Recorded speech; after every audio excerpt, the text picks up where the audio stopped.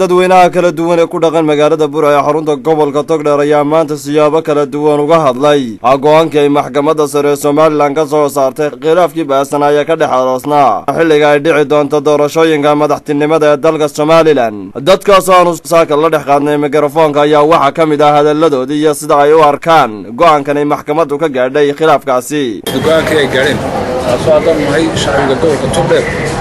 aan aaminsanahay in la raaco hay'adda la raaco tii saddex aan isku raaceen ay isku ogolaadeen.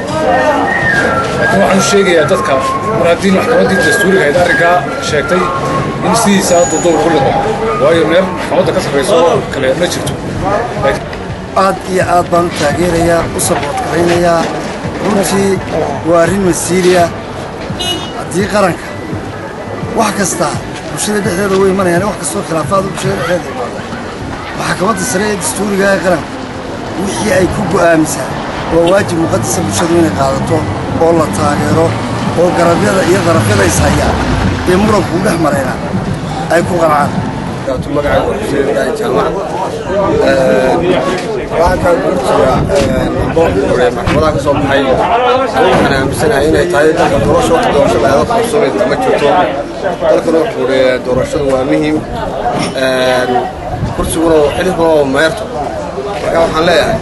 dalka in go'aankaas anigu ma waafaqsanay mana raacsanay mana taabacsanay waxaana muhiim ama loo baahan yahay dalku isbedel buu baahan yahay doorasho u baahan yahay waxqabad buu baahan yahay. taageeraya gudoomiyaha maxkamadda iyo go'aanka labadaba waayo labadii jeer ee maxkamaddu gudbisay loo gudbiyey buu go'aan wanaagsan buu ka qaatay tii hore ee xisbiyada mucaaradka ah si raganimo lagu dhiigaday tanna waa ku dhiigaday labadaba wuu ku mahadsan yahay.